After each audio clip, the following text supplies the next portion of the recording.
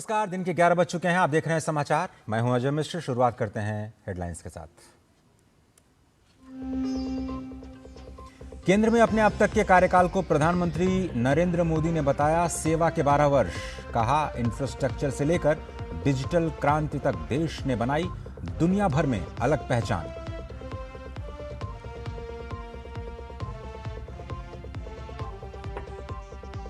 आज से इंदौर में ब्रिक्स कृषि सम्मेलन की होगी शुरुआत। 21 देशों के कृषि मंत्री और विशेषज्ञों की मौजूदगी।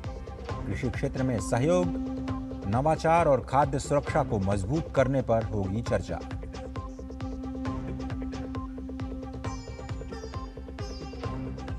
एशिया की सबसे लंबी जोजिला सुरंग प्रोजेक्ट का आज अहम पड़ाव। कुछ ही मिनट्स में कश्मीर से पहुंचेंगे लद्दाख। जोजिला टनल का ब्रेक थ्रू आज।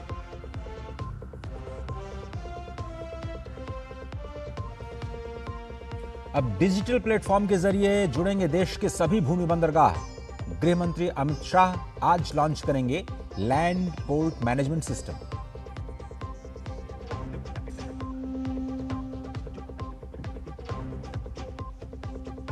और केरलम के पूर्व सीएम पिनाराई विजयन की बेटी वीणा विजयन पर ईडी का शिकंजा। सीएमआरएल मामले में अवैध लेन देन से जुड़े केस में पूछताछ के लिए सम्मन जारी।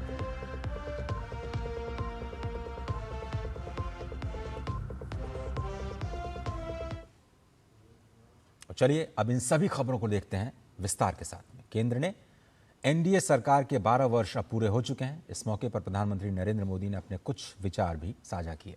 प्रधानमंत्री ने लिखा कि हमारी सरकार के बीते 12 वर्ष विश्वास, विकास और जन कल्याण को समर्पित रहे। 140 करोड़ देशवासियों के आशीर्वाद और राष्ट्र प्रथम की भावना से हमने युवाओं, महिलाओं और अपने किसान भाई बहनों को सशक्त बनाने में कोई कोर कसर नहीं छोड़ी। ये हमारे अथक प्रयासों का ही परिणाम है कि इंफ्रास्ट्रक्चर से लेकर डिजिटल क्रांति तक आज देश को दुनिया भर में एक नई पहचान मिली। विकसित भारत के संकल्प को साकार करने के लिए हम सेवा, सुशासन और समृद्धि के इसी पथ पर निरंतर आगे बढ़ते रहेंगे। अनकोट। और मोदी सरकार के इन 12 वर्षों में कैसे हर क्षेत्र में पूरे भारत की तस्वीर बदली है, उसको हम समझने की कोशिश करते हैं। विकसित होते भारत में अब एक्सप्रेसवे की बात करें तो एक्सप्रेसवे जो 2014 में केवल 1000 किलोमीटर था, आज वो 7000 करोड़ के आसपास, यानी 6 से 7 गुने की वृद्धि देखी गई। सेमीकंडक्टर आज देखें तो 4 सेमीकंडक्टर पर काम पूरा हो चुका है। और चंद्रयान की बात हम कैसे भूल सकते हैं कि भारत चंद्रयान अभियान के जरिए विश्व रिकॉर्ड बनाने में कामयाब रहा है। पहली ही बार में हमने मंगल ग्रह पर अपने यान मिशन को पहुंचाया और अब चंद्रयान की तैयारी है। राम मंदिर बन चुका है, हम सभी को पता है। बंदरगाहों की बात की जाए तो जो क्षमता होती है बंदरगाहों की, वो कई गुना बढ़ी है 2014 से लेकर के। अगर अभी तक हम बात करें तो 300 मिलियन मेट्रिक टन से ज़्यादा अब क्षमता हो चुकी है। नए पोर्ट्स की, नए बंदरगाह की, एक्सप्रेसवेज की। तो बुनियादी ढांचे में जो कैपेक्स है सरकार, जिसको हम कैपिटल एक्सपेंडिचर कहते हैं, उसमें भी भारी बढ़ोतरी देखने को मिली है। बजट का एक बड़ा हिस्सा आपको बुनियादी ढांचे पर खर्च होता हुआ दिखाई देता है।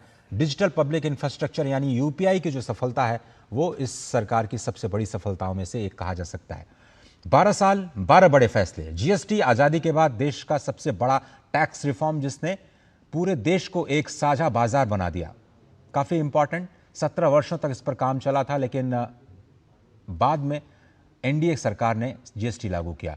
उज्ज्वला योजना, महिलाओं तक सब्सिडाइज्ड जो एलपीजी सिलेंडर है उसको पहुंचाना, एक बड़ी उपलब्धि शामिल रही। 370 जो धारा है उसको हटाया गया। एक देश एक संविधान को लागू करने में महत्वपूर्ण भूमिका लिखी। और अगर आप देखें कि राम मंदिर का निर्माण, 550 वर्षों से ज़्यादा वक्त लगा राम मंदिर के निर्माण में। नागरिक संशोधन अधिनियम पारित हो चुका है। 3 तलाक कानून अब देश में लागू है महिलाओं के सम्मान की सुरक्षा के लिए।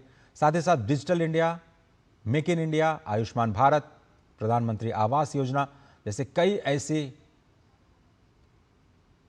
ऐसी कार्यक्रम जिसका जिक्र किया जा सकता है 12 साल के सुधारों में। सुमन बुराना अहमदाबाद से जुड़ रही है, मधुरेश नारायण पटना से जुड़ रहे हैं, सौरभ दत्ता कोलकाता से और अजीत द्विवेदी दिल्ली से जुड़ रहे हैं।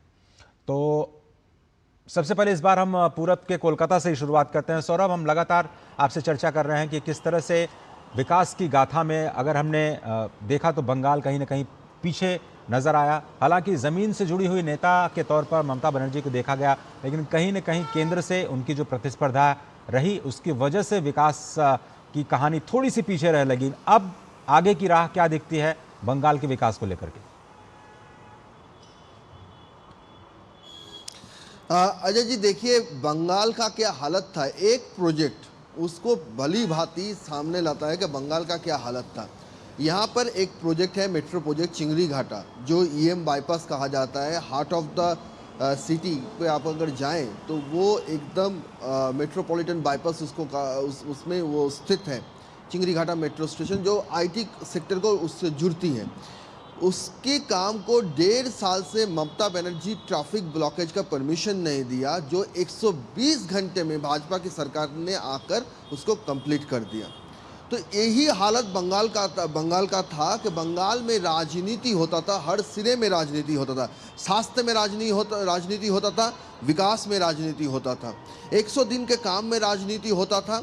आप अगर जल जीवन प्रकल्प देखिए, वहाँ पर राजनीति होता था। तो ऐसा कोई योजना नहीं जहाँ पर ममता बनर्जी ने राजनीति नहीं किया। आयुष्मान भारत को आप देख लीजिए। आयुष्मान भारत को 2018 साल से बंगाल में रोका गया, बार बार सेंट्रल से कहा गया कि आपकी स्वास्थ्य साथी रहे, साथ में आयुष्मान भारत का भी लाभ दीजिए बंगाल की जनता को। लेकिन ममता बनर्जी अपनी राजनीति के लिए 5 लाख का जो एक्स्ट्रा बेनिफिट बीमा उनको मिल सकता था, उससे बंगाल की जनता को वंचित रखा। और दूसरी तरफ आप देखिए, जब भाजपा की सरकार यहाँ पर नहीं थी, लेकिन फिर भी प्रधानमंत्री नरेंद्र मोदी जी ने हर सिरे से ये कोशिश किया कि बंगाल का विकास हो, चाहे वो राष्ट्रीय राजमार्ग हो या फिर रेल हो या फिर मेट्रो हो या फिर और कोई योजना। और सौरभ, फिर आपको लगता है कि अभी बहुत सारे ऐसी योजनाएं जो यहाँ पर लागू नहीं किया गया, इसी के चलते मैं थोड़ा सा आपको रोक रहा हूँ। अब जब ये कहा जा रहा है कि जो प्रदेश की सुरक्षा व्यवस्था को बेहतर बनाने की कोशिश की जा रही है, जो आपकी सीमा सुरक्षा बल है उनको बेहतर जमीन दे दी गई है जो सीमा पर बाड़ लगाने के लिए, इस तरह के जो कार्यक्रम है, आपको लगता है कि अब विकास की जो गति है वो तेज होगी बंगाल में? और जिसके लिए जाना जाता था औद्योगिकीकरण के लिए, कोलकाता को जाना जाता था, पहले बंगाल को जाना जाता था, क्या अब उस रास्ते पर हम फिर से चलने के लिए तैयार हैं? देखिए, इसका एक जवाब मैं रविवार की एक घटना की उल्लेख करना चाहूँगा कि मुख्यमंत्री शुभेंदु अधिकारी अपनी पार्टी कार्यकर्ता के एक प्रशिक्षण शिविर में वो मौजूद थे और वहाँ पर उन्होंने कहा कि अब सेंट्रल की मिनिस्टर से अपॉइंट लेना नहीं पड़ रहा है। खुद सेंट्रल के मिनिस्टर्स फ़ोन करके कह रहे हैं कि प्रधानमंत्री का आदेश है कि बंगाल को फिर से विकास के ट्रैक पर लाना है, फिर से खड़ा करना है। तो आप बोलिए आपको क्या चाहिए। तो ये शुभेंदु अधिकारी ने कहा कि अब अपॉइंटमेंट लेना नहीं पड़ रहा है, खुद सेंट्रल से ये पूछा जा रहा है कि क्या करना होगा, बोलिए। तो यही है कि बंगाल के हर एक सेक्टर पे, हर एक स्थिति पर, चाहे वो कानूनी व्यवस्था हो, चाहे वो बाढ़ की बात हो या फिर कोई और विषय हो, हर विषय में जो डबल इंजन सरकार का जो इफेक्ट देखने को मिल रहा है। मधुरेश नारायण पटना से जुड़े, उनके पास चलते हैं। मधुरेश, ये समझा जाता है कि एक तरह से बुद्धिमानों की धरती कहा जाता है पूरे बिहार को। यहाँ से बहुत सारे लोग टैलेंटेड जो ब्रेन्स है वो पूरे देश को जरूर चला रहे हैं कि खुद बिहार की विकास यात्रा में वो उतना कंट्रीब्यूट नहीं कर पाए। पिछले 12 वर्षों में अगर बिहार के विकास कार्यों के जरिए अगर हम वहाँ की विकास यात्रा को समझना चाहें, कैसे समेटेंगे आप? थोड़ा मुश्किल जरूर है 1 से 2 मिनट में समेटना। हाँ बिल्कुल, देखिए बिहार जो था वो निश्चित रूप से यहाँ का ब्रेन जो था बहुत फर्टाइल था और यहाँ से लोग निकल करके दूसरे राज्यों में जाकर के या दूसरे देशों में जाकर के काम कर रहे थे। लेकिन पिछले 12 साल की अगर बात करें, 12 साल में बिहार बिल्कुल बदला है। यहाँ पर जो अपॉर्चुनिटीज है, अपॉर्चुनिटीज क्रिएट हुई है। जो लोग यहाँ से जा रहे थे वो इसलिए जा रहे थे क्योंकि उनके पास अपॉर्चुनिटी थी। आज स्थिति यह है कि यहाँ पर अपॉर्चुनिटीज है, सेमीकंडक्टर की यूनिट बन रही है, इलेक्ट्रॉनिक सिटी की स्थापना बिहार पटना में की जा रही है। इसके अलावा अमृतसर हावड़ा कॉरिडोर का एक नोड गया में है, वहां पर पूरी इंडस्ट्री हब डेवलप की जा रही है, बड़े बड़े इंडस्ट्रीज वहां पर लगने वाले हैं। तो निश्चित रूप से जो रोजगार है वो बिहार के लोगों को सीधे सीधे रोजगार मिलेगा। जो यहाँ की जो फर्टाइल ब्रेन वाले लोग थे उनको सीधे सीधे यहाँ पे रोजगार मिलेगा। तो यहाँ से कहीं बाहर बिल्कुल। जाने की जरूरत नहीं है। और ये संभव हो सका है सिर्फ और सिर्फ प्रधानमंत्री नरेंद्र मोदी के नेतृत्व में ही। चाहे अगर हम बात करें मुद्रा योजना की, चाहे हम बात करें जी एमएसएमई के मद्रेश। तहत लोन देने की, प्रधानमंत्री के नेतृत्व में बड़ी संख्या में इंडस्ट्रीज जो है वो बिहार में पिछले 12 साल में सेट हुई। जी। अब और अगर हम उन योजनाओं की बात करें जो जन कल्याण के साथ जुड़ी हुई है, समावेशी विकास पर सरकार का सबसे ज़्यादा फोकस रहता है। बहुत सारे लीकेजेस जो ट्रांसपेरेंसी के साथ लोगों तक पहुंच नहीं पाती थी योजनाएं, अब हम वो सवाल करना चाहते हैं आपसे कि क्या बिहार के अंतिम व्यक्ति तक जो ये जन कल्याण की योजनाएं हैं उनका लाभ पहुंच रहा है? क्या जो हम देखते हैं राष्ट्रीय स्तर पर यूपीआई और जब बड़े जो रिफॉर्म हुए हैं जैम ट्रिनिटी के जरिए, इंटेंडेड बेनिफिशियरी तक क्या वाकई बिहार में अब योजनाओं का लाभ पहुंच रहा है? हाँ बिल्कुल, देखिए जिस तरीके से डीबीटी हो डायरेक्ट, और या फिर हम जिस तरीके से जो लाभार्थी हैं उनकी जानकारी को ऑनलाइन कर रहे हैं बिहार जी में, तो ट्रांसपेरेंसी अपने आप डेवलप हो चुका है। एक क्लिक से लाभार्थी के सीधे बैंक अकाउंट में पैसा जा रहा है, और इसके साथ ही एक क्लिक से आप लाभार्थी के पूरे डिटेल्स को देख सकते हैं, कहाँ पर क्या क्या एलिजिबिलिटी चाहिए और वो एलिजिबिलिटी उसके पास में है अथवा फेक है। तो ये सारी जो चीज है ये डिजिटल इंडिया मिशन के तहत ही हो सका है। और ये भी सपना जो है प्रधानमंत्री नरेंद्र मोदी का ही था, और वो बिहार जैसे जिसको आज से 12 साल 15 साल पहले बीमारू राज्य कहा जाता था, वहां पे ये बखूबी इम्प्लीमेंट हो रहा है। और सबसे ज्यादा जो ड्रास्टिक चेंज देखने को मिला वो यूपीआई के कारण देखने को मिला। आज आप रेडी पटरी पे जाकर के भी अगर कोई सामान खरीदते हैं तो आप यूपीआई से पेमेंट कर पाते हैं। मद्रेश, अब हम जाना चाहते हैं सिंपल नायक जो कि भुवनेश्वर से हमारे साथ जुड़े हैं। सिंपल, अब तक मेरी आवाज आ रही है? एक बार कंफर्म कर लें हम।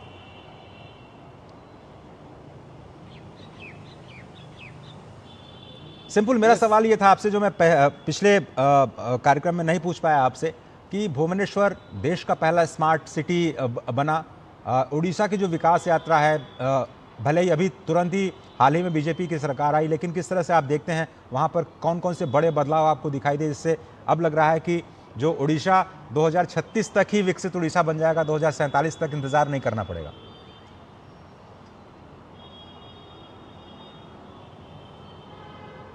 निश्चित रूप से मैं आपको बताना चाहता हूं कि ये नई उड़ीसा है और ये विकसित उड़ीसा होने जा रहा है, जहां पूरा नामुमकिन था सब काम अभी पूरा तरीके से हम बोल सकते हैं कि मुमकिन है।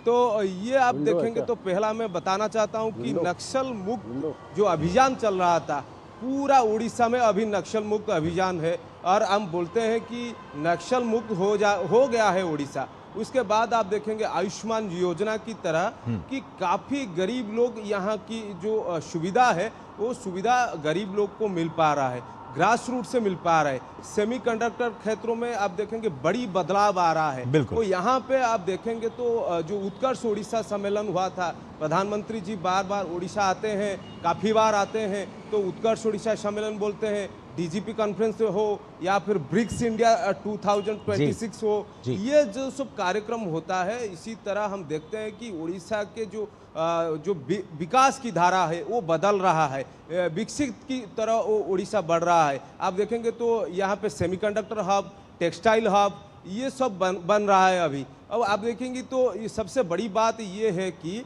जी सुभद्रा योजना की तरह महिला सशक्त हो रहे हैं, उनको 5,000 मिलता है। और आप बिल्कुल सिंपल, मैं यही पूछना चाह रहा था, महिला सशक्तिकरण के लिए तो जरूर चीजें बढ़ रही हैं, महिला अभी करोड़पति बने जा रहे हैं। लेकिन एक सवाल ये भी है कि जो पहले जो सुपर साइक्लोन आया करता था, क्या उसको लेकर के जो तैयारियां हैं वो देखेंगे यहाँ की महिला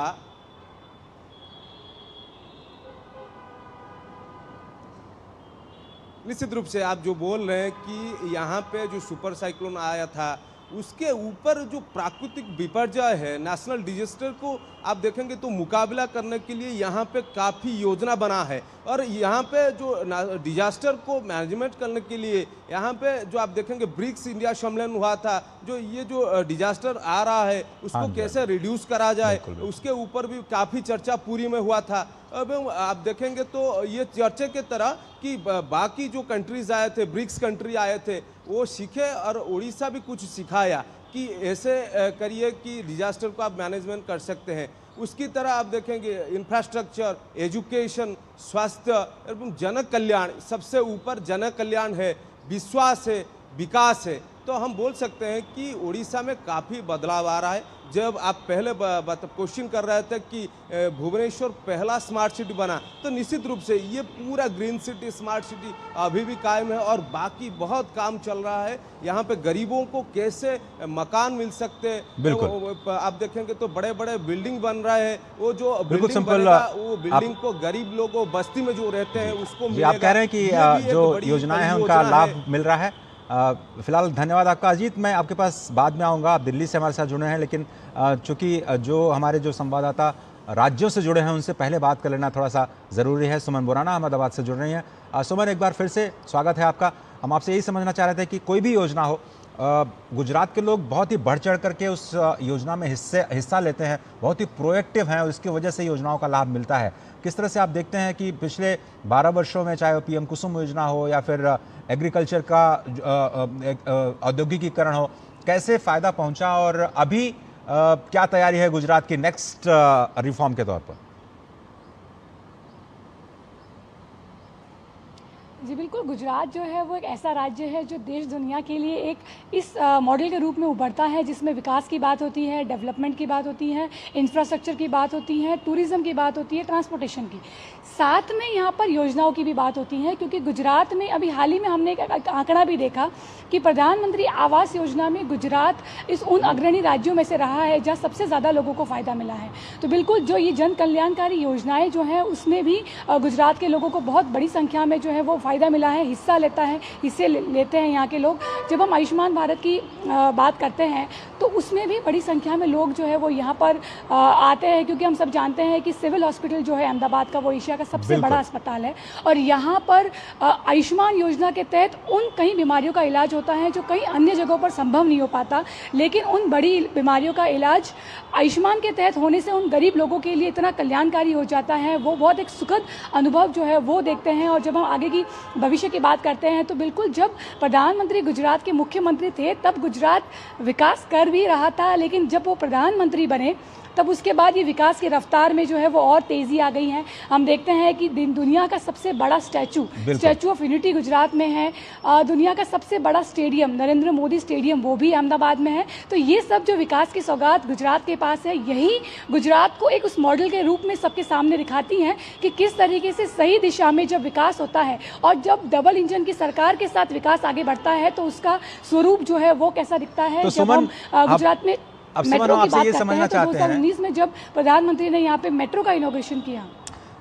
सुमन, आपसे ये समझना चाहते हैं कि गुजरात की धरती में ऐसा क्या है कि जो ढोलेरा जैसे बिल्कुल बंजर ज़मीन को आप लोग स्मार्ट सिटी बना देते हैं, वर्ल्ड रिकॉर्ड से नीचे आप लोग सोचते नहीं हैं। बहुत सारी ऐसी यूनिवर्सिटीज़ हैं, मिसाल के तौर पर चिल्ड्रन बच्चों की यूनिवर्सिटी किसी राज्य में नहीं है, रक्षा की यूनिवर्सिटी आपके यहाँ है। इस तरह से जो अलग सोच रखती है, तो क्या कौन सी चीज़ है जो कि गुजरात को अलग करती है in terms of reforms, in terms of developmental projects? बिल्कुल, गुजरात की खास बात यह है कि वे केवल नीतियां यहाँ नहीं बनती हैं, बट कितना जल्दी उन नीतियों का इम्प्लीमेंट हो और विकास के रूप में, एक स्वरूप के रूप में गुजरात हमेशा कोशिश करता है कि जितनी जल्दी वो उस स्वरूप के रूप में लोगों को दिखा सके, अपनी जनता के लिए काम कर सके। जब हम मेट्रो की बात कर रहे हैं तो मेट्रो का फेस काफ़ी कम समय के अंदर ही डेवलप हो रहा है। हम सब जानते हैं कि कॉमनवेल्थ गेम्स 2030 में यहाँ पर अहमदाबाद में होने हैं, तो जिस रफ्तार से अहमदाबाद का विकास हो रहा है वो विकास की रफ्तार बिल्कुल देखने जैसी है। आने वाले 4 सालों में आप अहमदाबाद की एक काया पलट जो है वो और देख पाएंगे, इंफ्रास्ट्रक्चर के रूप में यहाँ पर डेवलपमेंट देख पाएंगे। तो हर काम को एक अच्छे से ईमानदारी से करने के प्रति उनका जो एक जज्बा है, गुजरातियों का जो जज्बा है।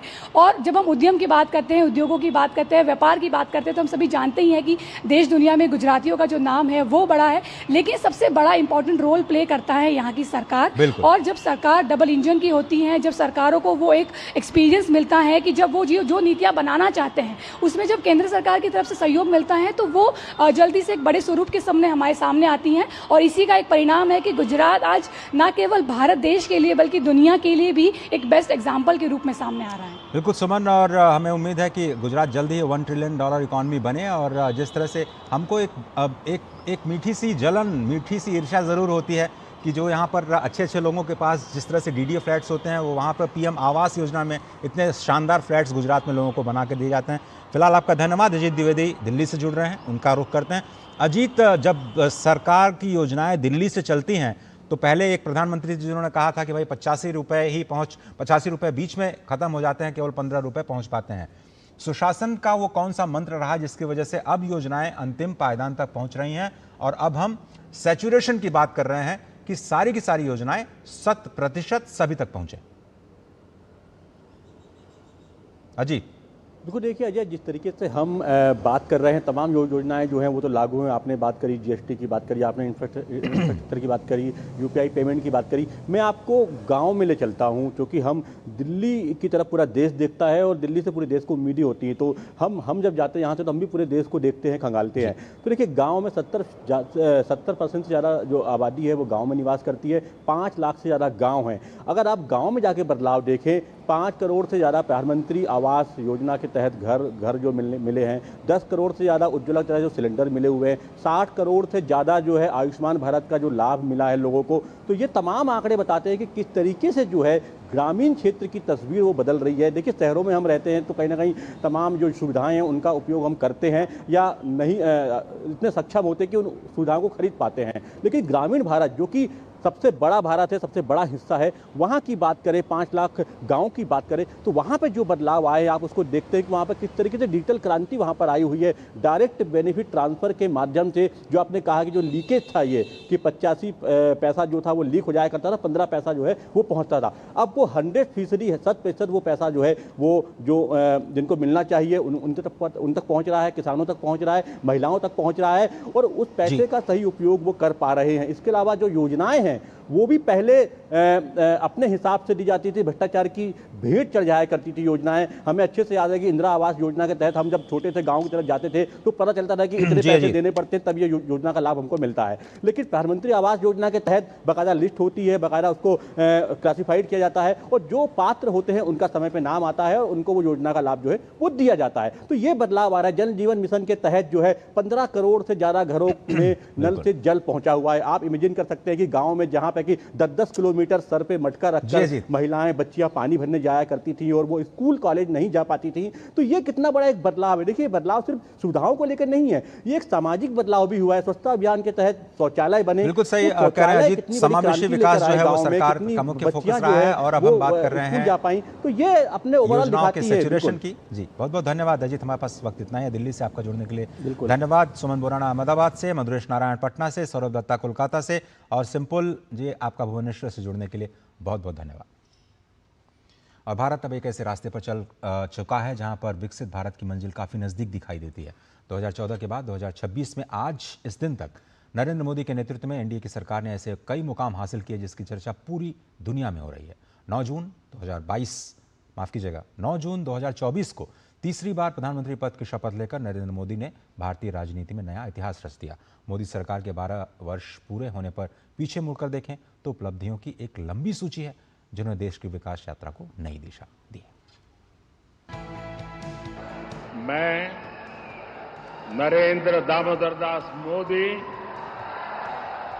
ईश्वर की शपथ लेता हूं। राष्ट्र प्रथम के मंत्र के साथ मोदी सरकार का तीसरा कार्यकाल तेज फैसलों और तेज विकास की पहचान बन चुका है। देश के 26 शहरों तक मेट्रो नेटवर्क पहुंच चुका है। नई रेल लाइनों, एक्सप्रेसवे, हाईवे और बड़े पुलों के जरिए कनेक्टिविटी का विस्तार लगातार हो रहा है। जम्मू का चिनाब ब्रिज हो या फिर रामेश्वरम का पंबन ब्रिज, विश्व स्तरीय आधारभूत संरचना नए भारत की तस्वीर पेश करती है।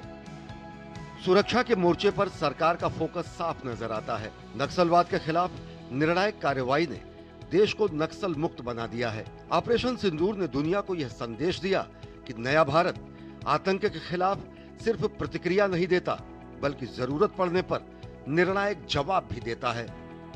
मोदी सरकार की 12 वर्षों की यात्रा सामाजिक और आर्थिक बदलाव की उल्लेखनीय सफल कहानी है। 25 करोड़ से अधिक लोग गरीबी रेखा से बाहर आए हैं, जबकि 81 करोड़ लोगों को हर महीने मुफ्त अनाज उपलब्ध कराया जा रहा है। प्रधानमंत्री आवास योजना के तहत 4 करोड़ से ज्यादा परिवारों को पक्का मकान मिला है और जनधन योजना के जरिए 58 करोड़ से अधिक बैंक खाते खोले गए हैं।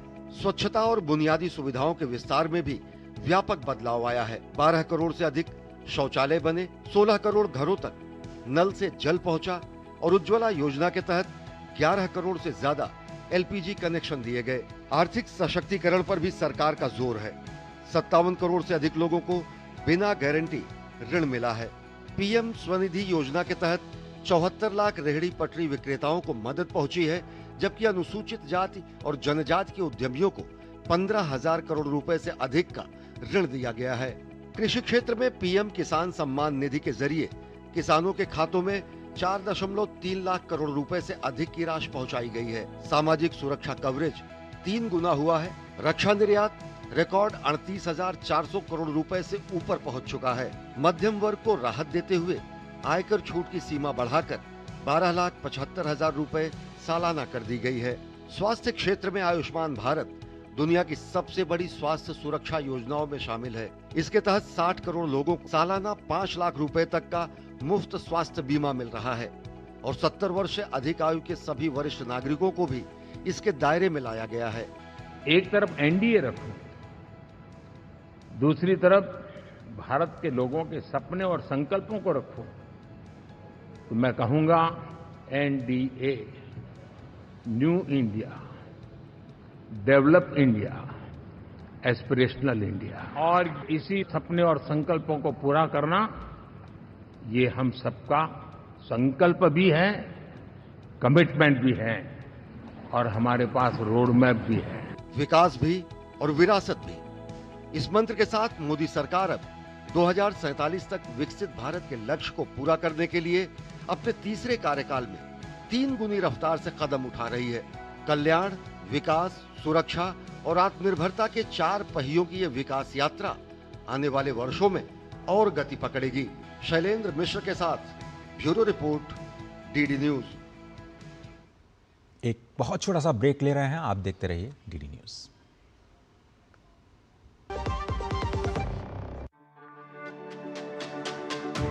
मेरी पसंद, मेरी पसंद, मेरी पसंद, मेरी पसंद, हमारी पसंद, हम सबकी पसंद। मजबूत देश का मजबूत सरिया हो गया स्टील। यार कैसे ले पाएंगे घर? नहीं, आज गर्मी बहुत है ना? यस, बहुत ही ज्यादा। पापा, घर खरीदने की planning is not easy. Vini, long term savings का बेस्ट प्लान बताना। LIC protection plus plan. LIC और सेविंग्स। यस, इसमें इंश्योरेंस और फंड्स दोनों में इन्वेस्ट करके गोल्स के हिसाब से सम अश्योर्ड एडजस्ट कर सकते हो। LIC protection plus plan, future insured, growth assured. एक बार फिर स्वागत है, आप देख रहे हैं समाचार। मध्य प्रदेश के इंदौर में ब्रिक्स देशों के कृषि कार्य समूह और कृषि मंत्रियों की अहम बैठक हो रही है, जहां पर वैश्विक खाद्य सुरक्षा, टिकाऊ खेती और कृषि क्षेत्र की नई चुनौतियों पर व्यापक मंथन हो रहा है। बैठक में सदस्य देशों के बीच कृषि तकनीक, जलवायु परिवर्तन के प्रभाव, कृषि व्यापार और किसानों की आय बढ़ाने जैसे मुद्दों पर चर्चा होगी। कृषि मंत्रालय के संयुक्त सचिव अजीत कुमार साहू ने डीडी न्यूज से खास बातचीत में बताया कि भारत इस मंच पर डिजिटल कृषि, प्राकृतिक खेती और खाद्य आपूर्ति श्रृंखला को मजबूत करने के अपने अनुभव भी साझा करेगा।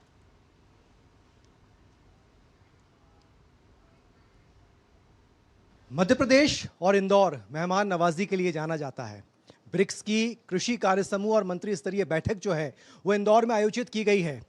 पहले अधिकारी स्तर की बैठक होगी और उसके बाद कृषि मंत्रियों की बैठक होगी। अजीत कुमार साहू जी हमारे साथ मौजूद हैं, संयुक्त सचिव हैं कृषि मंत्रालय भारत सरकार में। सर, बहुत बहुत स्वागत आपका। सर, कितनी महत्वपूर्ण ये बैठक और क्या वो महत्वपूर्ण विषय होने वाले हैं, मुख्य जो एजेंडा है वो इस बैठक का? देखिए, ये महत्वपूर्ण बैठक इसलिए है क्योंकि इस बार एग्रीकल्चर वर्किंग ग्रुप में हमारे पार्टनर जो मेंबर कंट्रीज़ हैं उसके साथ साथ पार्टनर कंट्रीज़ भी मिनिस्टर्स की मीटिंग में पार्टिसिपेट कर रहे हैं और ये सभी मिलकर जो खेती से में जो चैलेंजेज आ रहे हैं और कैसे आगे जो है फ्यूचर के लिए खेती को कैसे तैयार किया जाए, कैसे विश्व की खाद्य सुरक्षा को इंश्योर किया जाए, इस बारे में चर्चा होगी। छोटे और सीमांत किसान एक बड़ा फोकस हैं इसमें, क्या वजह है कि भारत अपनी अध्यक्षता में उसको भी शामिल कर रहा है और वर्तमान हालात जिस तरीके से दुनिया भर के हैं उसमें ये बैठक कितनी महत्वपूर्ण हो जाती है? देखिए, छोटे और सीमांत किसान जो है सबसे ज़्यादा अगर तादाद है तो इन ब्रिक्स कंट्रीज़ में ही है, तो ये सभी देशों की एक साझा चुनौती है, एक साझा एक एजेंडा है जिसमें कि सभी लोग इस पे बात करते हैं। और भारत हमेशा से छोटे किसानों के जो के जो अधिकार हैं, जो प्रोटेक्शन है, जो उनके आय के साधन बढ़ाने के हैं और उनके लाइवलीहुड को प्रोटेक्ट करने की बात है, तो उसके बारे में बात करता रहा है। तो ये एक महत्वपूर्ण विषय है जिस पर चर्चा होती है और इस बार भी होगी। कृषि मंत्रालय के संयुक्त सचिव हमारे साथ मौजूद थे। महत्वपूर्ण बैठक जो ब्रिक्स की हो रही है वो न सिर्फ छोटे किसान बल्कि वर्तमान हालात दुनिया भर में जिस तरीके से बने हुए हैं उन तमाम मुद्दों को ध्यान में रखते हुए उसके विषय इसमें रखे गए हैं जिस पर मंथन लगातार चल रहा है। और मध्य प्रदेश का खान पान, संस्कृति, कला, पर्यटन, इस सब के दीदार भी जो हैं यहाँ पहुँचने वाले डेलीगेट्स जो हैं वो इसका आनंद लेंगे। कैमरामैन गौरव के साथ आदित्य श्रीवास्तव, टीटी न्यूज़। आज जोजिला टनल इतिहास रचने को तैयार है। श्रीनगर और लद्दाख को हर मौसम में सड़क संपर्क से जोड़ने वाली जोजिला सुरंग परियोजना में आज 13 किलोमीटर से अधिक खुदाई के बाद ब्रेक थ्रू हासिल हो जाएगा। सुरंग के निर्माण कार्य में ब्रेक थ्रू उस स्थिति को कहते हैं जब सुरंग की खुदाई दोनों दिशाओं से पूरी होकर के बीच में मिल जाती है। ये परियोजना इसी महत्वपूर्ण चरण तक पहुंचने जा रही है। करीब 6,500 करोड़ रुपए की लागत वाली इस परियोजना को एशिया के सबसे लंबी सड़क सुरंगों में से एक माना जा रहा है। करीब 13.15 किलोमीटर लंबी सुरंग को हैदराबाद स्थित कंपनी मेघा इंजीनियरिंग और इंफ्रास्ट्रक्चर लिमिटेड द्वारा समुद्र तल से 11,578 फुट की ऊंचाई पर बनाया जा रहा है। ये सुरंग सोनमर्ग से करीब 24 किलोमीटर और श्रीनगर से करीब 103 किलोमीटर दूरी पर स्थित है। परियोजना पूरी होने के बाद ये श्रीनगर, द्रास, कारगिल और लेह के बीच पूरे साल सड़क संपर्क सुनिश्चित करेगी, जिससे क्षेत्र में आवागमन, आपूर्ति व्यवस्था और रणनीतिक पहुंच में बड़ा सुधार होगा।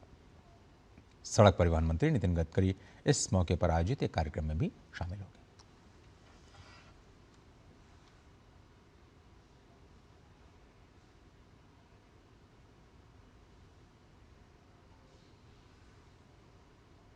और इस पूरी परियोजना में आज 13 किलोमीटर से अधिक खुदाई के बाद ब्रेक थ्रू हासिल होगा। ग्राउंड जीरो से हमारी संवाददाता की रिग्जिन वाम्बो की आप ये रिपोर्ट देखिए। जोजिला टनल एक ऐतिहासिक दिन, और इस ऐतिहासिक दिन पे आज ब्रेक थ्रू होने जा रहा है। कुछ इस समय में ministry of road and transport Nitin Gadkari ji, उनके साथ जो है लद्दाख के एलजी, जम्मू कश्मीर के एलजी और जम्मू कश्मीर के सीएम कुछ ही समय में यहाँ पधारेंगे और यहाँ पे ब्रेक थ्रू जो जिस तरह से हुआ है उसमें वो शामिल रहेंगे। और आपको ये भी बता दूँ कि पूरे भारत को आज जोजिला टनल के इस खुलने पे कितना इंतज़ार रहा है, और ख़ासकर मैं बता दूं लद्दाख की बात और कितना इम्पोर्टेंस रखता था ये टनल। ये टनल जो है लगभग 11,500 फीट पे है और इसका लेंथ बताया जा रहा है लगभग 13 किलोमीटर, और इसका बजट रहा है लगभग 4,500 के बजट पे ये बताया जा रहा है। आपको बता दूं ये टनल स्ट्रेटेजिकली इम्पोर्टेंस कितना रखता है हेल्थ के मामले में, बिजनेस के मामले में, और अन्य जो है लद्दाख जब सर्दियों में दूसरे जगहों से कट के रहता था, आज ये टनल ये भी आपको बता दूं 365 डेज जो है वो लद्दाख से कनेक्ट रहेंगे। और ये टनल जो है बहुत बड़ा इम्पोर्टेंस रखता था, ना ही सिर्फ लद्दाख के लिए, पूरे भारत के लिए भी। आप देखेंगे कुछ ही समय में यहाँ पे जितने भी VIPs है, स्टेक होल्डर्स है, सभी जो है यहाँ पे मौजूद रहेंगे। मैं रिग्जिन वांगमो, DD न्यूज़ के लिए लद्दाख से। और जो ज़िला दर्रा सबसे चुनौतीपूर्ण दर्रा है, यहाँ की लाइफस्टाइल भी बहुत ही चुनौतीपूर्ण है, लेकिन अब चुनौतियाँ कम होंगी। श्रीनगर, कारगिल, लेह हाईवे पर स्थित यह दर्रा रास्ता जो है काफ़ी हद तक आसान कर देगा, क्योंकि सर्दियों में भारी बर्फबारी से ये पूरा का पूरा मार्ग बंद रहता है। बर्फीले तूफान और हिमस्खलन बड़ी बाधा बनते हैं। महीनों तक ये पूरा का पूरा क्षेत्र कट जाता है। आम लोगों की आवाजाही भी प्रभावित हो जाती है, लोग घरों में सिमट जाते हैं, ज़रूरी सामान की सप्लाइयाँ रुक जाती हैं, लोग अपने घरों में उसको इकट्ठा करने में जुट जाते हैं। इसके अलावा सबसे इम्पॉर्टेंट है जो कि हमारी सामरिक गतिविधियां हैं, उस पर भी असर पड़ता है। साल भर निर्बाध संपर्क के लिए सुरंग का निर्माण बहुत ही ज़रूरी था। इसके बाद से जोजिला की सबसे बड़ी कमज़ोरी अब खत्म हो जाएगी। स्ट्रैटेजिकली भी ये प्रोजेक्ट बहुत ही इंपॉर्टेंट है।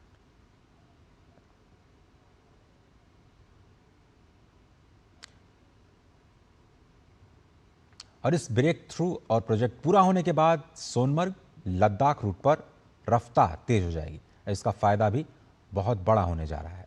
बालटाल से मीनामार्ग तक ये सुरंग बनेगी, सोनमर्ग को द्रास के साथ जोड़ेगी और ये परियोजना कश्मीर और लद्दाख के बीच सीधा संपर्क स्थापित करने में बड़ी मददगार साबित होगी। और सबसे बड़ी बात है कि हर मौसम में सुगम आवागमन सुनिश्चित किया जाएगा और बर्फबारी का असर नहीं पड़ेगा। यानी ऑल वेदर रोड अब बनने जा रही है। पूरे साल ये पूरा मार्ग खुला रहेगा और पहाड़ी रास्ते की जो चुनौती है वो खत्म हो जाएगी।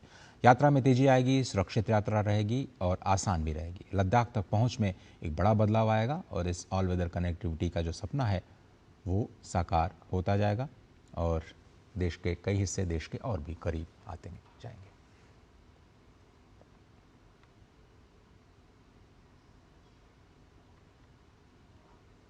चलिए एक और छोटा सा ब्रेक ले लेते हैं। आप देख रहे हैं समाचार, खबरें और भी आपका इंतजार कर रही हैं।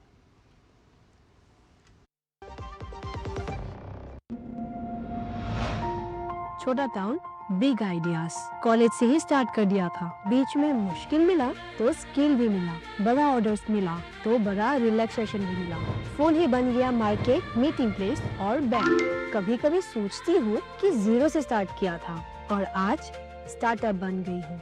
तब नो चिल, हाँ अभी तो यूनिकॉर्न बनना है। 12 साल विश्वास के, विकास के, जन कल्याण के।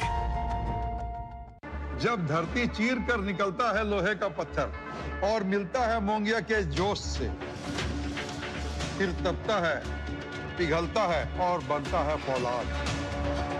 अब होता है सरिया सारी खूबियों के साथ। मोंगिया स्टील, मजबूत देश का मजबूत सरिया।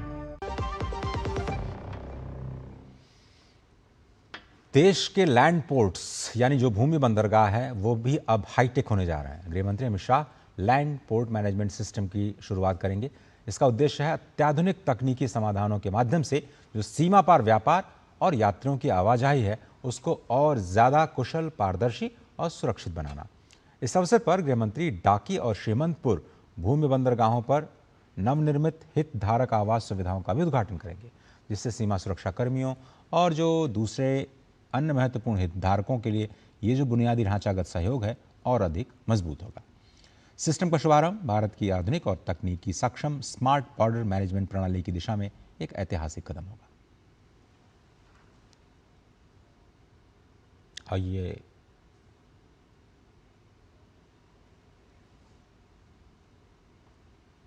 और ये पूरा सिस्टम है क्या, समझते हैं। दरअसल देश में जो लैंड पोर्ट्स की संख्या करीब 15 है और वहाँ से लोगों की आवाजाही और जो कारोबार है वो किया जाता है। तो अब एक डिजिटल प्लेटफॉर्म बनाया जा रहा है जो कि इन सभी भूमि बंदरगाहों को जोड़ेगा। लॉजिस्टिक्स और नियमों की जानकारी भी मतलब रियल टाइम पहुंचेगी और बिल्कुल ये सुरक्षित जानकारी रहेगी। और ये पूरा न्यूट्रल और ओपन प्लेटफॉर्म रखा गया है। इसका मतलब ये है कि सरकार भी इसका इस्तेमाल कर सकती है और जो दूसरे निजी हितधारक हैं, स्टेक होल्डर्स हैं, उसका इस्तेमाल ठीक बिल्कुल हमारे डिजिटल पब्लिक इंफ्रास्ट्रक्चर जैसे कि यूपीआई है, सभी प्राइवेट और जो सरकार है उन सभी इसका इस्तेमाल करते हैं। और निजी एजेंसियों को भी ये पूरी प्रक्रिया जोड़ती है। प्रक्रियाओं में देरी कम होगी। कार्गो और यात्रियों के लिए जो वर्क फ्लो है वो थोड़ा सा और भी आसान हो जाएगा। स्लॉट बुकिंग आपको करनी है, ऑनलाइन भुगतान करना है, ये सारी की सारी सुविधा। इसके साथ ही ट्रैकिंग और सिंगल विंडो क्लियरेंस की भी सुविधा रहेगी, जिससे कि जो कारोबार है, हमने देखा है कि पिछले 10 वर्षों में हर साल 28 से 30% की बढ़ोतरी हुई है इन सभी लैंड पोर्ट्स के जरिए। और इसलिए ये जो डिजिटल सिस्टम बन रहा है उनके बीच इंटरऑपरेटिबिलिटी जो सुनिश्चित है वो भी की जाएगी। व्यापार सुगमता और ये पूरा का पूरा जो सिस्टम है वो आइसगेट और यूलिप के साथ जुड़ा हुआ है। आइसगेट और यूलिप जो वाणिज्य मंत्रालय है उसका प्रोग्राम है और जितनी भी परिवहन व्यवस्थाएं हैं, मिसाल के तौर पर ट्रक अगर एक जगह से दूसरी जगह जाता है तो बॉर्डर मैनेजमेंट स्मार्ट तरीके से पूरा किया जाएगा, जिससे कि जो कारोबार है उसमें भी बेहतरी होगी। और जो आवाजाही, जो सबसे बड़ा खतरा है कि जो अवांछित लोग देश की सीमा को पार करते हैं, अब उस पर भी निगरानी स्मार्ट तरीके से रखी जाएगी। आगे बढ़ते हैं। केरलम में ईडी का वीणा विजयन का पर शिकंजा कसता जा रहा है। आपको याद होगा कि वीणा विजयन पूर्व मुख्यमंत्री की बेटी हैं। ईडी ने अब वीणा को औपचारिक सम्मन के लिए बुलाया है। केरल के पूर्व मुख्यमंत्री पिनाराई विजयन की बेटी वीणा विजयन की ये जो पेशी की जाएगी उसमें मामला जो है CMRL और एक्सालॉजिक्स के साथ जुड़ा हुआ है और ये कहा गया है कि यह कदम केरल हाईकोर्ट के उस फैसले के बाद उठाया गया है जिसमें जांच को आगे बढ़ाने की अनुमति दे दी गई है। ईडी वीणा की फर्म को जो 2.78 करोड़ रुपए दिए गए और गैर कानूनी तरीके से दिए गए, उनकी कंपनी ने कोई भी सर्विसेज नहीं दी, फिर भी उनको भुगतान कर दिया गया, उस पर जांच कर रही है। एजेंसी ने कुल 18.36 करोड़ रुपए की राशि वाले 242 बैंक खातों को फ्रीज कर दिया। आप समझिए कि कंपनी के 242 बैंक खाते थे। अब वीणा और उनकी जो बंद हो चुकी IT फर्म है जिसको एक्सालॉजिक्स सॉल्यूशन कहा जाता है, इस सारे के सारे जुड़े जो खाते हैं उससे जुड़े हुए थे। ईडी पूछताछ के पहले वीणा के बैंक लॉकर की भी जांच करने की योजना बना रही है और आने वाले दिनों में CMRL से जुड़े लोगों को भी पूछताछ के लिए बुलाए जाने की उम्मीद की जा रही है। तो आप ये देखिए कि CMRL से जुड़ा यह अवैध लेन देन का मामला है। ये पिनाराई विजयन की बेटी हैं जिनकी एक कंपनी थी, इन्होंने कोई सेवाएं नहीं दी जबकि उनको पैसे भुगतान किए गए और अलग अलग खातों में किए गए और इसीलिए ईडी ये कह रही है कि इसमें जो लेन देन का मामला है उसमें कुछ गड़बड़ है और बिना किसी सेवा के उनको भुगतान किया गया है। तो हो सकता है ये एक तरह की जो ब्राइब है उसके लिए भी इनकी कंपनीज का इस्तेमाल किया गया। अब उसी की जांच के लिए इनको समन दिया गया है और अब केरला हाईकोर्ट ने भी इस मामले में ईडी को आगे बढ़ने की अनुमति दे दी है। उधर पश्चिम बंगाल में भी टीएमसी नेता सव्यसाची को गिरफ्तार कर लिया गया है। 1 करोड़ से ज्यादा की रंगदारी मामले में सव्यसाची को गिरफ्तार किया गया। आपको बताएं कि सव्यसाची दत्ता विधान नगर निगम के बोर्ड चेयरमैन और मेयर रह चुके हैं। पुलिस ने देर रात राजार हाट के 211 रोड के पास रायगाछी इलाके के आलीशान आवास से उन्हें गिरफ्तार किया। पुलिस सूत्रों के अनुसार कुछ दिन पहले ही जबरन वसूली के एक मामले में सव्यसाची दत्ता के एक समर्थक तृणमूल कार्यकर्ता को भी गिरफ्तार किया गया था। राज्य के पूर्व मंत्री सुजीत बासु और फलता विधानसभा क्षेत्र के उम्मीदवार जहांगीर खान को पहले ही गिरफ्तार किया जा चुका है। पूर्व मंत्री अरूप विश्वास के भाई स्वरूप विश्वास को भी पुलिस ने गिरफ्तार किया है। विधान नगर निगम की मेयर कृष्णा चक्रवर्ती ने अपने पद से इस्तीफा दे दिया है, जिसके बाद वहां पर प्रशासक नियुक्त किया गया है। इस नगर निगम के कई पार्षदों पर प्रतिनिधियों को गिरफ्तार किया गया और कुछ अन्य के खिलाफ शिकायतें भी दर्ज हैं।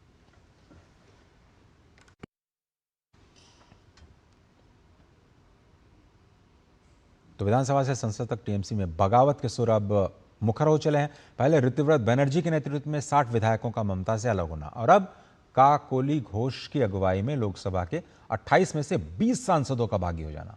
विद्रोह की ये ऐसी स्थिति है जब कोई राजनीतिक पार्टी जड़ से कमजोर हो सकती है, यहां तक कि उसके अस्तित्व पर भी संकट आ सकता है।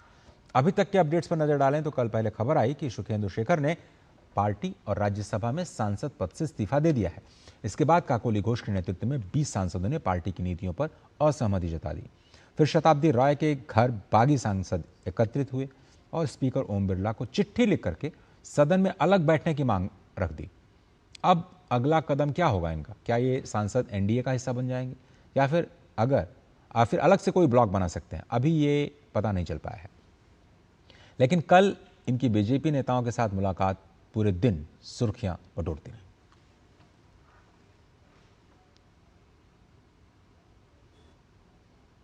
We are 20 MPs who have requested Honorable Speaker for separate seating, and we will be working in conjunction of the central and state government for development of West Bengal, and we are against the lawlessness, misgovernance and unemployment in the state of West Bengal over the past few years.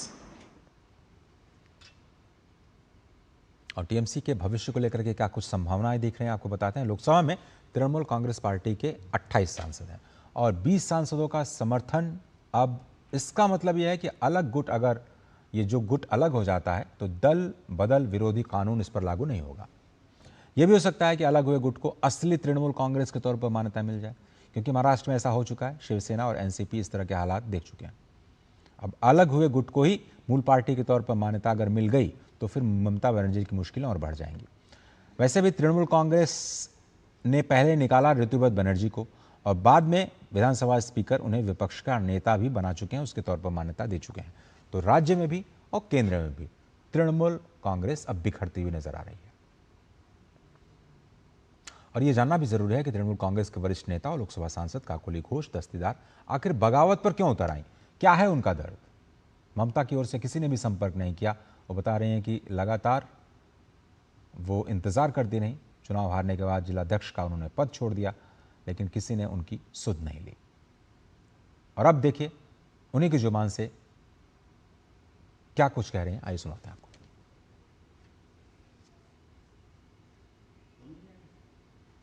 कोई भी उधर से reach out करने की कोशिश नहीं की। मैंने जो जिला सभापति थी, ये चुनाव में इसका जब नतीजा मुझे पता चला कि वहाँ अच्छा नहीं हुआ, मैंने जिम्मेवारी खुद पर लिया कि शायद मैं सभापति के तौर पे काम नहीं कर पाई, इसलिए मैंने उसको छोड़ दिया। उसके बाद भी कोई हमसे मुलाकात भी नहीं किया, फोन भी नहीं किया, डाल ही दिया। मेरा सर कटेगा लेकिन झुकेगा नहीं, मैं बहुत सह लिया। भाजपा नेता शहजाद पूनावाला ने ममता बनर्जी पर निशाना साधा और कहा कि ममता बनर्जी की भतीजा मोह की वजह से पार्टी अब उनके हाथ से निकलती जा रही है और उन्हें पार्टी को परिवार से ऊपर रखना चाहिए। 60 से अधिक विधायक भी आज तृणमूल कांग्रेस को असली तृणमूल कांग्रेस बोलकर ममता बनर्जी और अभिषेक बनर्जी से दूर हट रहे हैं। और अब सांसदों ने भी ये निर्णय लिया है कि वो तृणमूल कांग्रेस जो अभिषेक बनर्जी वाली है उसके साथ नहीं चल सकते। अब किसी को डिनायल मोड में रहना है, डिल्यूजनल मोड में रहना है, तो उसका कोई इलाज नहीं है। परंतु हाँ, ये पुत्र मोह में किस प्रकार से पार्टियां बर्बाद होती, इसके कई उदाहरण हैं। कांग्रेस है, टीएमके है, आरजेडी है और अब टीएमसी भी, क्योंकि पुत्र मोह, भतीजा मोह है ममता बनर्जी को, इसलिए पार्टी उनके हाथ से निकलती जा रही है। उनको पार्टी को भतीजे के ऊपर रखना चाहिए। संयुक्त राष्ट्र के मंच पर भारत में एक बार फिर से पाकिस्तान को जमकर लताड़ लगाई है। भारत के स्थायी प्रतिनिधि राजदूत पर्वत नेनी हरीश ने पाकिस्तान के उस फैसले की कड़ी निंदा की जिसमें उसने अपनी सीमा के अंदर मौजूद समूहों को फित्रा अल हिंदुस्तान कहा है।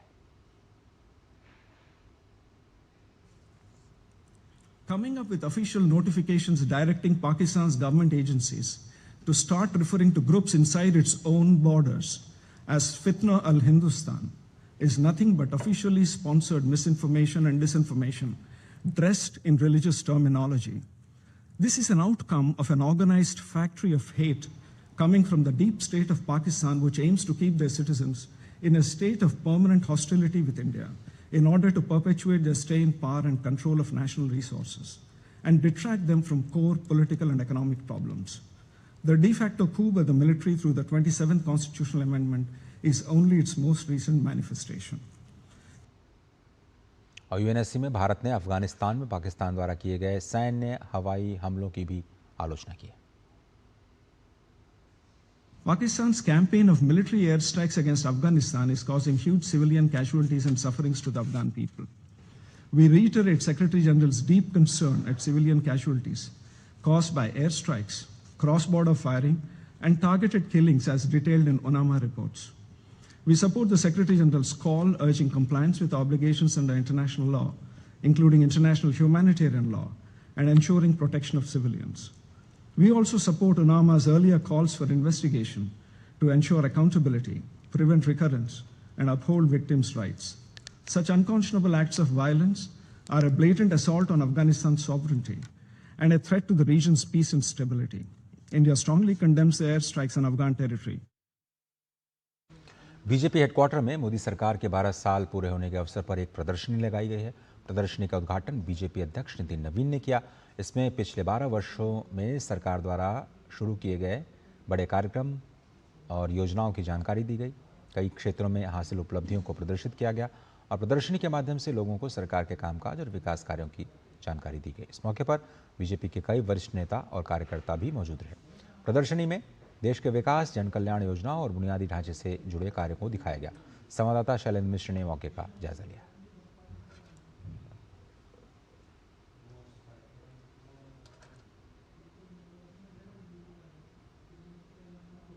प्रधानमंत्री नरेंद्र मोदी की अगुवाई में केंद्र सरकार के 12 साल पूरे हो चुके हैं और आज इस मौके पर बीजेपी के केंद्रीय कार्यालय में प्रदर्शनी लगाई गई। इस प्रदर्शनी में जो 12 साल की उपलब्धियां हैं उनका जिक्र किया गया है। विरासत से विकास तक। ये देखिए इस तरह की तस्वीरें लगाई गई हैं, राम मंदिर की तस्वीर है और इसके साथ ही साथ गुलामी की मानसिकता से जो मुक्ति मिली है उसकी आप ये तस्वीरें देखते हैं।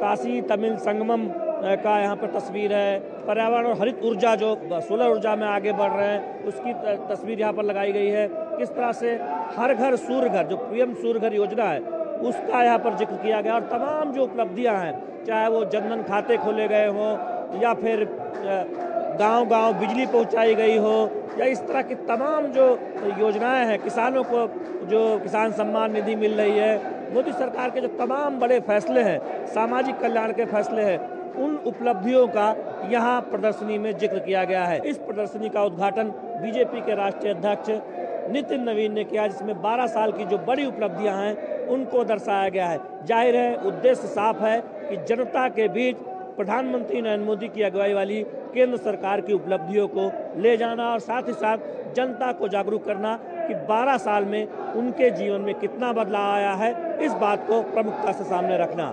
कैमरामैन ललित के साथ शैलेंद्र मिश्र, डीडी न्यूज, दिल्ली। अब से थोड़ी देर पहले सोनमर्ग और द्रास शहर के बीच स्थित जोजिला सुरंग की आखिरी चट्टान की प्रतीकात्मक खुदाई हुई। इस मौके पर केंद्रीय सड़क परिवहन मंत्री नितिन गडकरी, जम्मू कश्मीर के उपराज्यपाल मनोज सिन्हा और मुख्यमंत्री उमर अब्दुल्ला मौजूद थे।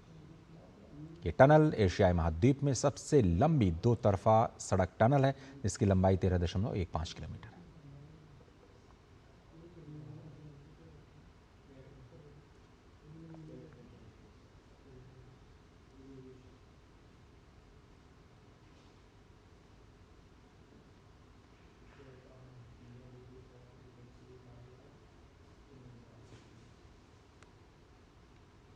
और राजधानी दिल्ली स्थित रामकृष्ण मिशन आश्रम अपने शताब्दी वर्ष की ओर अग्रसर है। इस ऐतिहासिक अवसर को लेकर के आश्रम में वर्ष भर विभिन्न आध्यात्मिक, सांस्कृतिक और सामाजिक कार्यक्रम का आयोजन किया जाएगा। हमारे सहयोगी अमरेंद्र गुप्ता ने रामकृष्ण मिशन दिल्ली के प्रमुख स्वामी सर्वलोकानंद से इस बारे में और जानकारी ली।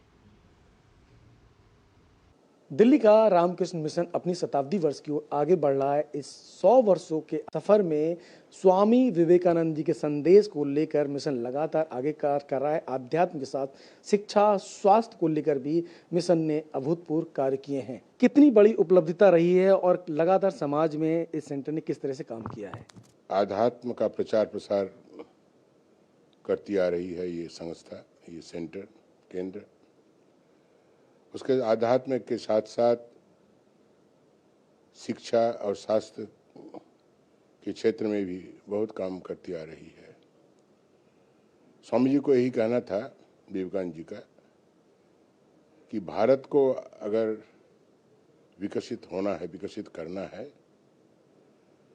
तो आध्यात्म को हर काम पर जोड़ना पड़ेगा। स्वामी विवेकानंद यही चाहते थे कि भारत विकसित हो, भारत आगे बढ़े। वो कौन से ऐसे पहलू हैं जो युवाओं के लिए बहुत जरूरी है चरित्र निर्माण में? किसी भी देश में कोई भी क्रांति, रेवोल्यूशन जिसको कहते हैं, शिक्षा के क्षेत्र में हो, राजनीति के क्षेत्र में हो, स्वास्थ्य की सब क्रांति अगर हम देखते हैं तो इतिहास में हम पाएंगे कि क्रांति के पीछे ये युवा ही बढ़ के आए। योगा दिवस को लेकर आज पूरे विश्व में भारत की एक अलग जगह हुई है। कैसे देखते हैं भारत के इस योगा को और विश्व कैसे इसको एक्सेप्टेंस कर रहा है? योगस्य चित्तवृत्ति निरोध, योग के माध्यम से हमारी जो चित्त का, मन का जो वृत्ति है वो बिल्कुल शांत हो जाएगा, मन भी शांत हो जाएगा, मन की जो चंचलता दूर हो जाएगी। इसी योग के माध्यम से यही हमें प्राप्त करना है।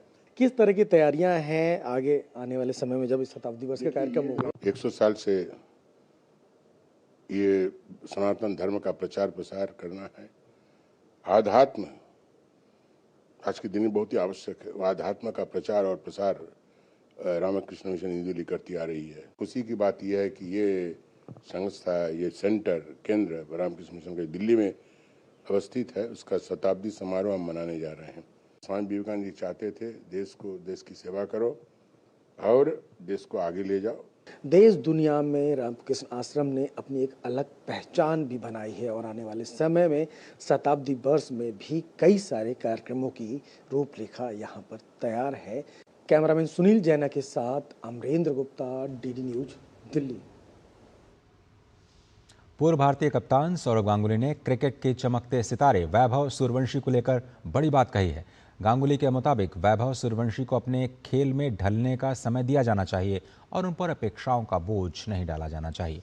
दरअसल 15 वर्ष के सूर्यवंशी भारतीय क्रिकेट टीम में चुने जाने वाले सबसे कम उम्र के खिलाड़ी बन गए हैं। उन्हें आयरलैंड और इंग्लैंड के दौरे के लिए T20 टीम में चुना गया है, जिसके बाद वो जापान में होने वाले एशियाई खेलों में भी हिस्सा लेंगे।